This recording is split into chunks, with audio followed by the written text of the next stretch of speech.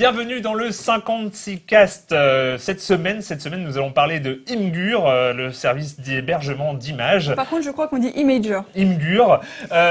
Nous allons aussi parler, si on a le temps, d'Adopi. Dans le potager du web, on parlera d'une nouvelle tendance qui est née sur Reddit notamment, qui s'appelle Behind the GIF. On dit GIF. Behind the GIF.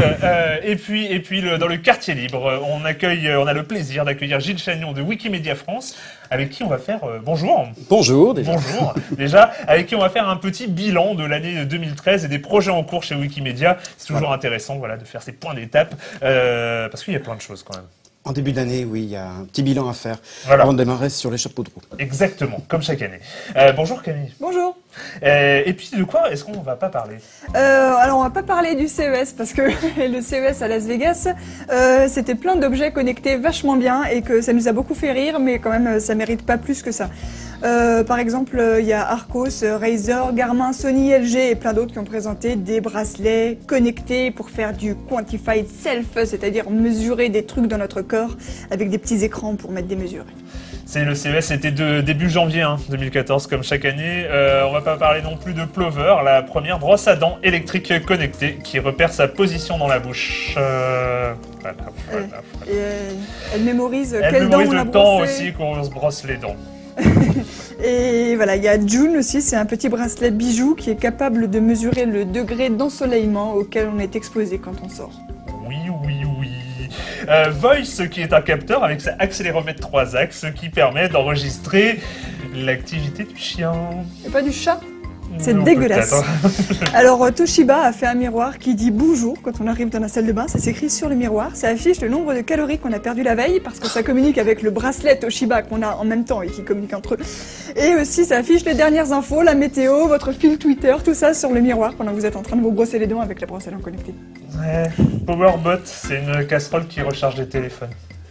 Ouais, mais ça recharge même si c'est sur un feu de bois, c'est avec la chaleur que ça fait de l'énergie pour recharger le téléphone. C'est classe quand même. Bon, il y a LG qui a fait le LG HRM Earphone, des écouteurs intra-auriculaires qui mesurent le rythme cardiaque. Quoi? Si, Dans l'oreille? c'est ça. Autrement, il y a le D-Shirt qui est un maillot connecté avec cardiofréquence-mètre, GPS et accéléromètre et un altimètre. C'est super intéressant, mais t'as oublié Technogym, Ah, vas-y. le tapis de course piloté par Google Glass. En fait, le principe, c'est qu'on dit aux lunettes, vas-y, tapis de course, accélère, et les lunettes disent au tapis de course, accélère. Donc je sais pas pourquoi on n'a pas fait un tapis de course avec commande vocale directement, mais Parce que c'est avec les mieux lunettes. avec des Google Glass. Comme ça, tu peux les Le, perdre ya- si tu te le trébuches. Yellow Jacket, c'est une coque pour iPhone 5 qui intègre des électrodes pour électrocuter un éventuel agresseur. Oh, c'est trop bien. Moi, j'aurais trop peur que Tiens, ça regarde bug. ma photo. C'est ça. Oh tiens, attends, je te prête mon téléphone. Ah merde. Bon, bref. Et sinon, le Babolette Play and Connect est une raquette de tennis connectée, si monsieur, qui analyse le jeu, qui te dit la puissance de tes coups, l'angle de la balle, si t'as bien centré et tout ça, dans la Le raquette. CES de Las Vegas, on le rappelle, c'est l'avenir. Ouais, Voilà. ça va être trop bien l'avenir. On va passer à l'actualité. Impatient. Parce que là, l'avenir, je peux plus. Le présent, l'actu.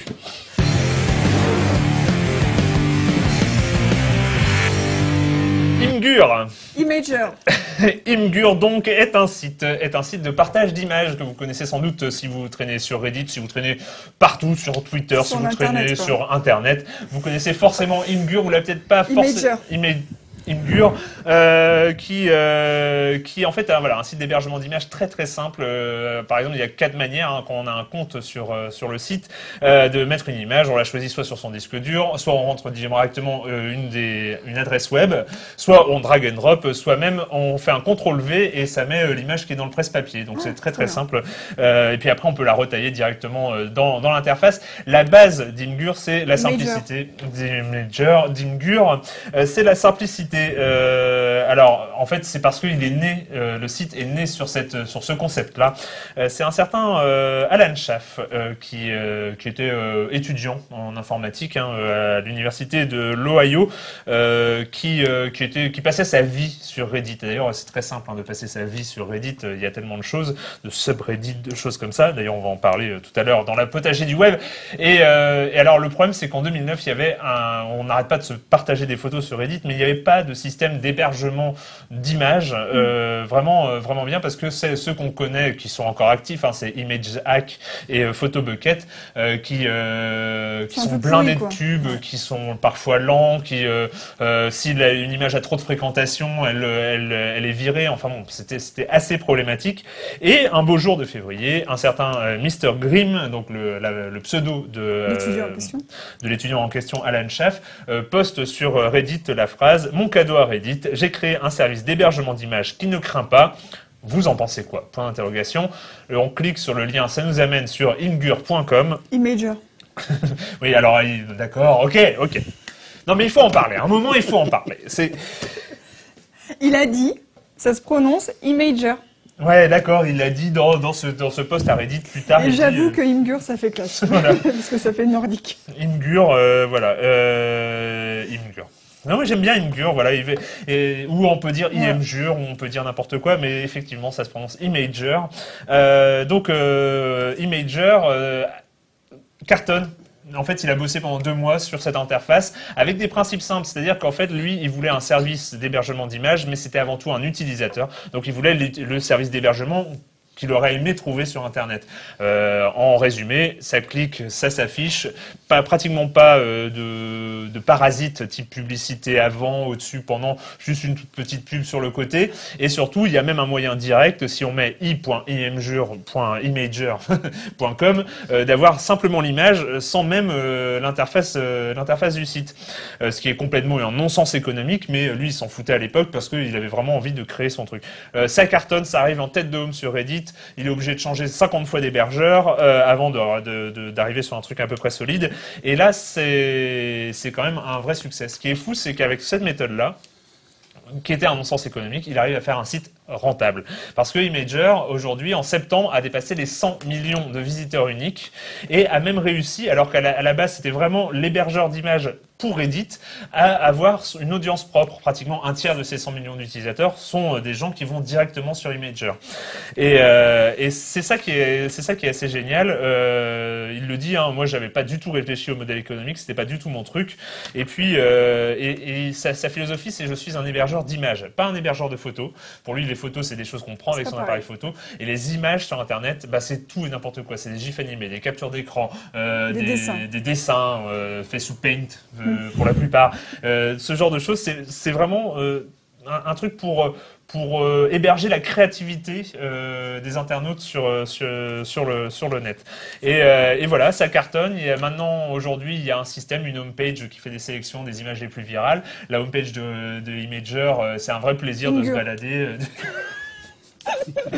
Pardon. On va y arriver. Voilà, c'est juste... et quand on lui demande ce qu'il va faire à l'avenir, ce Alan Schaff, qui évidemment a déménagé à San Francisco dans la Silicon Valley, hein, il n'y a pas le choix, il dit « Pourquoi passer tout ce temps à concevoir des super feuilles de route quand tout change si vite sur Internet? Je ne sais même pas à quoi va ressembler Internet dans 5 ans. » Donc voilà, il améliore son site au fur et à mesure, toujours en ayant cette conscience de faire les choses pour les utilisateurs. Et finalement, on voit que ça marche. Et du coup, il y a des rumeurs de rachat.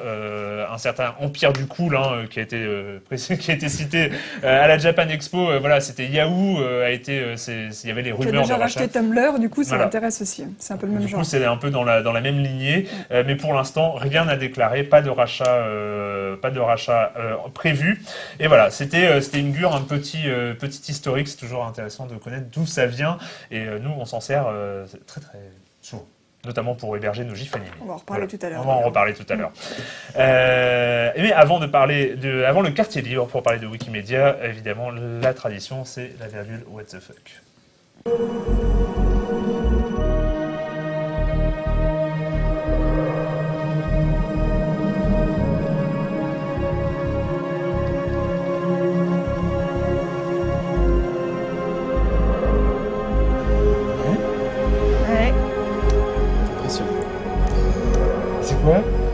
Pourquoi?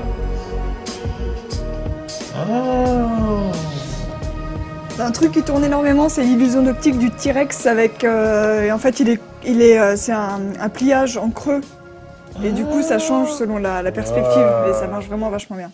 On peut l'imprimer pour le faire, pour le poser sur son bureau, hein, c'est facile à faire. On va le faire, on va le faire. Le quartier libre.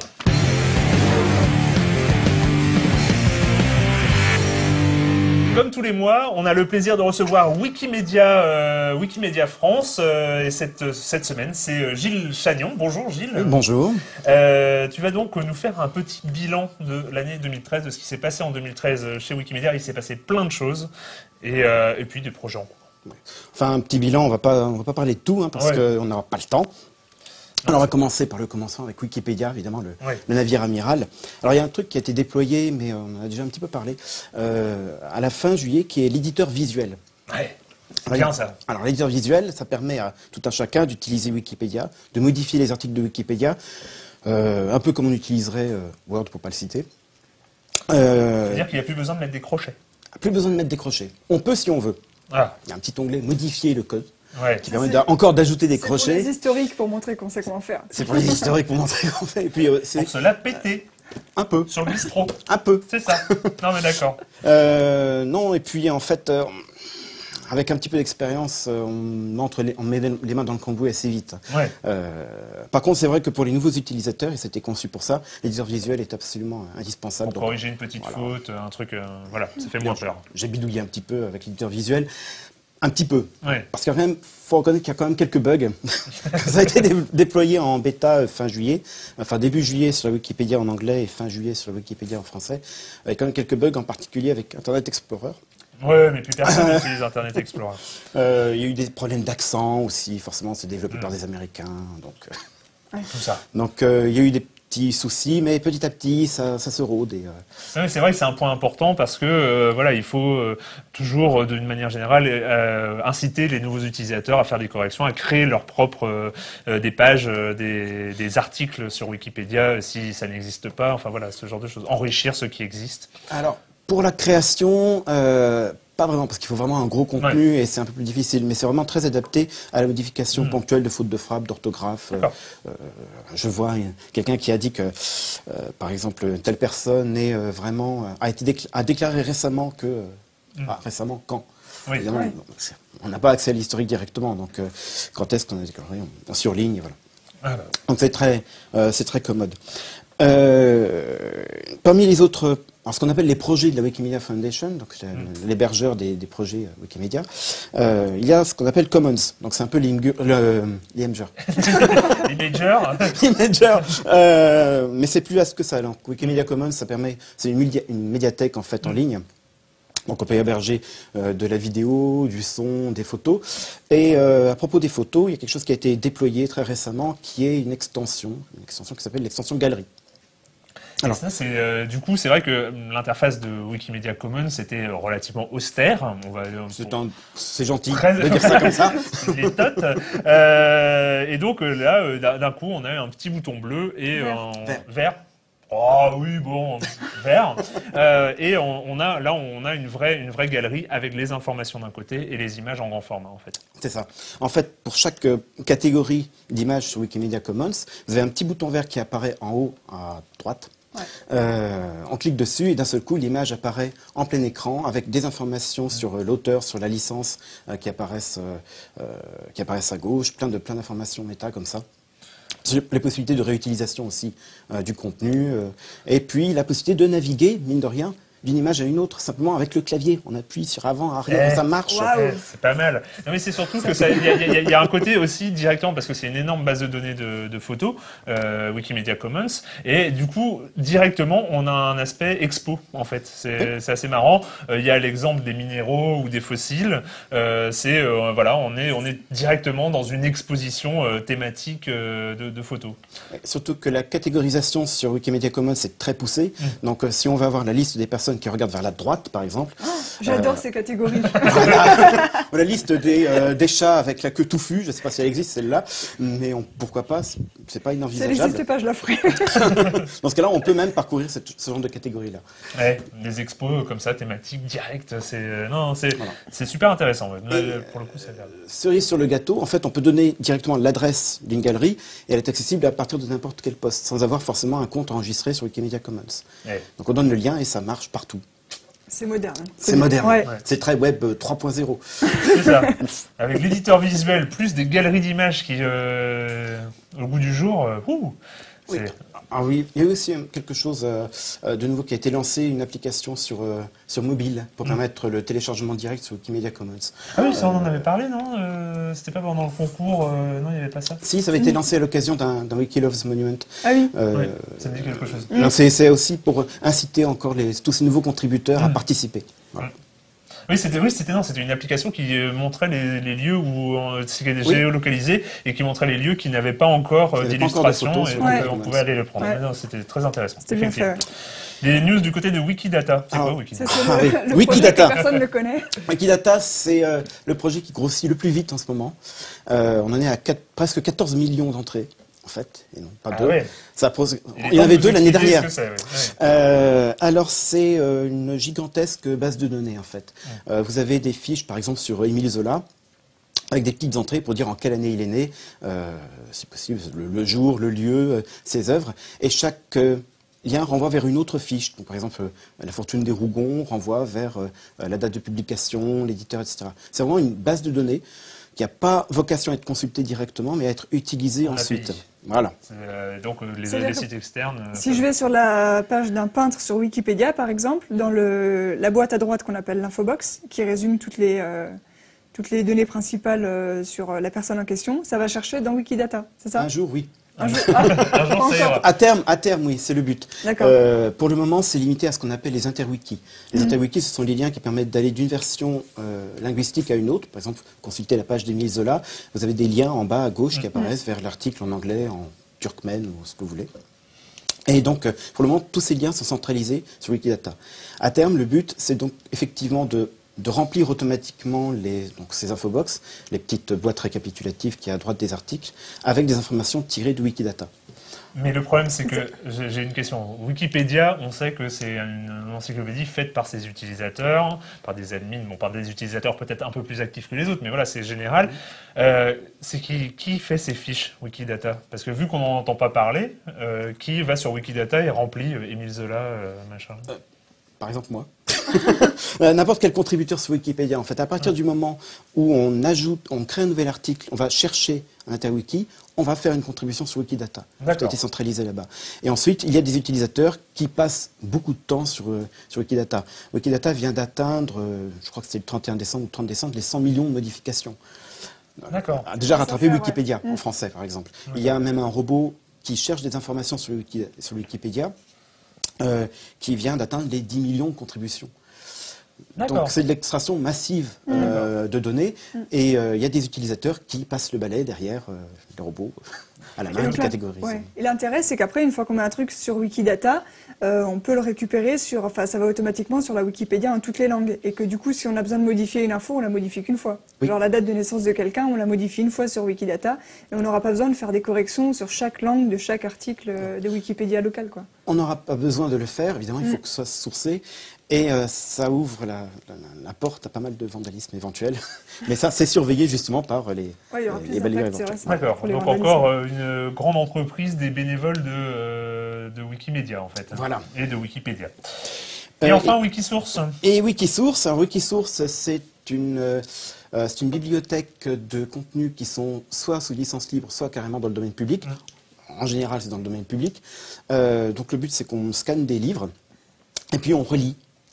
On relit à la main, on relit à l'œil les livres pour corriger ce que la détection automatique de caractères n'a pas su détecter comme faute. Et puis ensuite, on republie le tout. Donc sur Wikisource... c'est encore les mêmes qui font ça? C'est encore les mêmes. D'accord.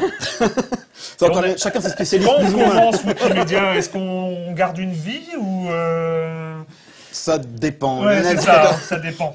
Il y a un indicateur de wikipédialisme, par exemple. T'en es où? J'en suis à 103, moi. D'accord. Oui. Ça n'a pas l'air bon. Hein. Ta place, bon.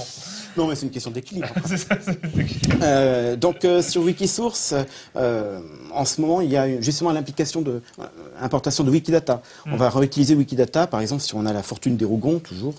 La fortune des Rougons, on veut le consulter en anglais, eh bien, on aura l'interwiki qui mènera vers la version anglophone. Et ça sera aussi géré sur Wikidata. Et ça, c'est tout récent. Eh ben. Et puis, sur Wikisource, il y a quelque chose qui me tient aussi un petit peu à cœur, parce que je m'occupe aussi d'accessibilité aux aveugles, entre autres. Et il y a les aveugles consultent beaucoup de livres électroniques au format ce qu'on appelle EPUB. EPUB, c'est un format ouvert, qui est basé sur des technologies web. Et il se trouve que sur Wikisource a été développée une extension qui permet d'exporter directement les livres qui ont été relus, validés, en EPUB. D'accord. Alors, c'est réutilisable sur n'importe quel type de liseuse. Vous avez un petit lien qui apparaît en haut de chaque livre qui a été relu, téléchargé au format EPUB, vous le récupérez, vous le mettez sur votre smartphone, sur votre... Et la plupart des grands classiques de la littérature sont dessus parce qu'il y a des grands classiques historiques, en fait, qui sont maintenant dans le domaine public depuis longtemps. Voilà. Donc, ceux qui ont été relus, en tout cas, ceux qui ont atteint un certain niveau, parce qu'on ne va pas mettre n'importe quoi non plus. Tout ce qui n'a pas encore été relu. Il y a combien d'œuvres actuellement sur Wikisource Je ne m'en souviens pas. Bon. Mais plein.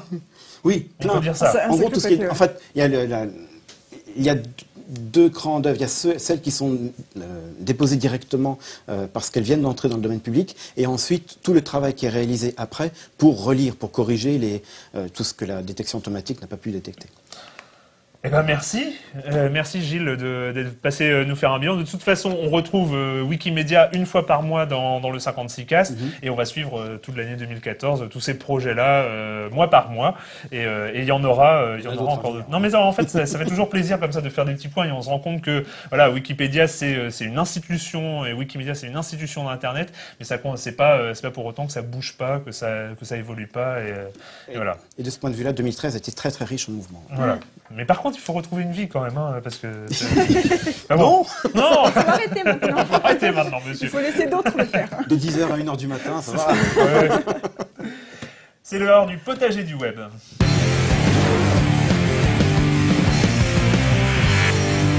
Et là, on est quand même super fort parce qu'on a le premier mème de l'année. C'est ça. Et le premier mème de l'année est arrivé le 1er janvier. Les internautes, ils sont au taquet cette année. Notamment un mec au doux pseudonyme de Pizza Omelette qui, sur Tumblr, a posté une série de 3 dessins, donc le 1er janvier. 3 dessins avec à la suite un gif animé d'un mec qui fait tomber un bol de cacahuètes en raccrochant le téléphone. Je comprends pas trop pourquoi. Ouais. Et en fait, le truc, c'est qu'il avait inventé le pourquoi de il fait tomber son bol de cacahuètes dans les 3 dessins qui précédaient le truc.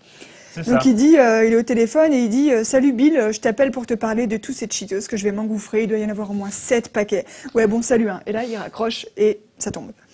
Il y a quand même 197 000 likes, reblogs et compagnie et autres notes sur Tumblr, donc ça a plutôt bien marché. Et donc le principe est simple, c'est on prend l'image finale, parce que l'image finale existait sur Internet, tournait sur des sites comme Imager dont on a parlé, sur Reddit, sur tout ça. Mais l'image finale est drôle en soi, mais ce qui peut être encore plus drôle, c'est imaginer... Pourquoi ? Qu'est-ce qui s'est passé ? Comment on en est arrivé là ? Comment on en est arrivé là ? Et behind the GIF. Ouais, et donc ça a plu à tout le monde et immédiatement ils ont lancé un subreddit, donc une rubrique de Reddit spécialement consacrée à ce truc-là, Behind the GIF, où tout le monde se lâche en prenant un GIF. Alors plus c'est absurde, mieux ça marche, et en inventant l'histoire qu'il y a derrière. Donc par exemple, on a la marmite de spaghetti qui a la nausée, mais qui n'arrive pas à vomir, donc on lui donne une pilule pour vomir, et là la marmite de spaghetti dégueule, dégueule ses spaghettis. Mais parce que voilà, en fait, ce qui est génial, c'est que le GIF animé et cette culture du GIF animé qui a explosé en 2012-2013, notamment sur Reddit, et qui est revenue en force ces dernières années, est drôle en soi, mais en faire quelque chose d'encore plus délirant, d'encore plus nawak, c'est vraiment génial. Et personne n'y avait pensé. C'est assez dingue d'ailleurs. Je suis toujours épatée par les nouvelles idées. On a le chien. Pourquoi le chien dépose une pizza sur la table ? Eh bien parce qu'il faisait la cuisine pour son maître. maître qui avait faim. Et donc à la fin, on a ce gif du chien qui, au lieu de bouffer la pizza, la pose sur la table. Et un petit peu mon préféré quand même, c'est le paquet de chips. C'est l'histoire d'une rencontre entre un type et un paquet de chips. Et le type, il dit « Papa, c'est bien toi après toutes ces années ?» Et le paquet de chips dit « Oui, mon fils, je suis ton père. »« Oh, maman, regarde, j'ai retrouvé papa !» Et la mère lui dit « Mais enfin, fiston, ton père n'est pas un paquet de chips, va le reposer immédiatement. » Et là, le fils dit au paquet de chips « Ah, papa, tu m'as menti !» Et donc il va dans le rayon, et ça c'est le gif animé, et il repose furax son paquet de chips. Sachant qu'on avait déjà vu ce gif du gamin qui repose un paquet de chips absolument furax. Et déjà l'image est complètement débile parce que voilà, le mec il a un pauvre paquet de chips, il le repose mais il est pas content et tout. Il y a quand même quelqu'un qui a imaginé cette histoire et Elle est formidable. Elle est géniale. C'est une histoire... Et du coup après tu pourras plus jamais voir les gifs sans te rappeler de l'histoire qui va derrière. C'est ça. Les chips non plus d'ailleurs. Là il y a ce gif animé un peu dessiné qu'on voit où quelqu'un est projeté en arrière. Évidemment, un internaute a imaginé le plus grand lance-pierre du monde. Alors, ce qui est aussi marrant, c'est évidemment tous ces dessins sont faits sous Paint à la souris, d'une manière très basique. Il n'y a pas besoin de savoir dessiner. Et donc, voilà, nous, on a pensé que vu que vous étiez ultra créatifs sur No Life et sur Libération, on allait vous demander qu'est-ce qui s'est passé avant ce gif. Là, voilà, on le regarde, regardez-le bien, on le mettra sur les forums de No Life et sur écran.libération.fr et vous avez le droit vous pouvez l'héberger sur Imgur, Imager ou partout ailleurs. Qu'est-ce qui s'est passé avant ce gif? On attend vos contributions. On ne sait pas encore ce qu'on va donner aux gagnants, mais un truc. Voilà, un truc. Ça fait envie. On a le temps, on a un peu le temps pour une fois. Et qu'est-ce qui se passe du côté d'Adopi? On est en 2014, Adopi existe toujours, mais peut-être pas pour longtemps. Parce que au programme, très bientôt, il va y avoir une loi sur la création. Et Aurélie Filippetti, ministre de la Culture, vient de répondre, enfin en tout cas ça vient d'être publié au journal officiel, elle vient de répondre à une question la semaine dernière. Bah, ça va, c'est récent. Voilà, c'est ça. Oui. Elle a répondu à une question écrite de sénateur qui lui demandait bon qu'est-ce qui se passe, et elle lui répond donc que le transfert des missions de la Adopi au CSA, sur le principe, c'est toujours validé, et ça sera dans la loi dans le projet de loi qui sera soumis prochainement au Parlement, on ne sait pas ce que c'est prochainement, que sinon le principe de la réponse graduée est conservé. Donc, pour rappel, on ne suspend plus les abonnements des vilains pirates, mais on envoie toujours des mails d'avertissement, on envoie toujours des lettres recommandées d'avertissement, ça, ils le gardent. Et que maintenant, la nouvelle priorité, ça va être la lutte contre le piratage commercial, c'est-à-dire les sites qui se font du blé avec des pubs sur le piratage. Et ils ont notamment confié une mission à Mireia Bercareta, la présidente de la Commission de protection des droits de l'Adopi, donc le côté répressif d'Adopi, pour lui demander quelle solution on pourrait trouver pour forcer, pour tuer ces sites de téléchargement commerciaux. Et principalement aussi de streaming aussi. Enfin, voilà, et de streaming. Oui, je comptais ça dans le téléchargement. Ouais. Comment on fait pour les bloquer, pour les filtrer, pour couper leurs pubs, pour les déréférencer sur les moteurs de recherche, enfin pour leur pourrir la vie, et comment on peut obliger les hébergeurs de contenu, les fournisseurs d'accès, les moteurs de recherche à lutter contre ça. Sachant qu'il y a déjà eu un spoil de cette solution, vu qu'il y a eu la décision de justice de fin 2013 qui a obligé les fournisseurs d'accès à filtrer toute la galaxie Allo Streaming, dont on en avait parlé dans le 56cast, et donc c'est vrai que c'est ce genre de décision qui pourra se multiplier à l'avenir, ce qui n'est pas forcément une bonne solution, sachant qu'il y avait quand même la solution. La solution pour supprimer les sites de partage illégal, c'est de légaliser le partage. Enfin, je sais pas, moi C'est vieux ça. Ah ouais. Ça allait dépasser cette idée. Mais non, mais c'est con comme la lune quand même. Enfin, c'était en 2007, toi, t'as cru quoi ? On va reprocher aux gens de mettre des pubs et de se faire du pognon sur le partage illégal de fichiers. Tu légalises le partage, t'as plus de gens qui font ça. Non, il y a l'autre partie de l'Adopi, celle qui fait des études, qui est toujours en train d'étudier cette possibilité, mais apparemment c'est pas du tout au programme pour la loi qui va être présentée prochainement. Ah, il faut le temps de faire les études. Voilà, faut le temps, 10 ans, 20 ans, c'est minimum. Une génération. Une génération, voilà, c'est ça.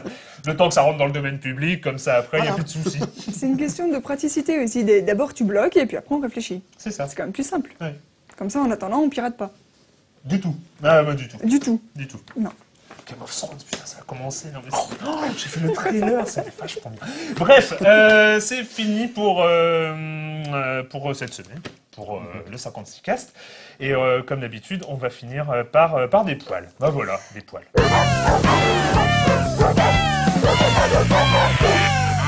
Elle est assez merveilleuse, la vidéo de cette semaine. C'est un clip du groupe Les Poopy Cat Dolls. C'est un groupe de chats. Si, non, en fait, c'est une pub pour une litière biodégradable, mais comme c'est en néerlandais, en Hollande, on s'en fout un petit peu. Mais voilà, donc c'est une chanson qui s'appelle Do You Want My Purple? Et je suis fan. Et nous, on se retrouve la semaine prochaine sur No Life et sur Libération. Merci Gilles Chagnon de Wikimedia d'être venu nous parler des projets 2013. Et voilà. Et nous, on se quitte avec ça. Ciao. Au revoir. Diana, Jackie, Grace, Marilyn.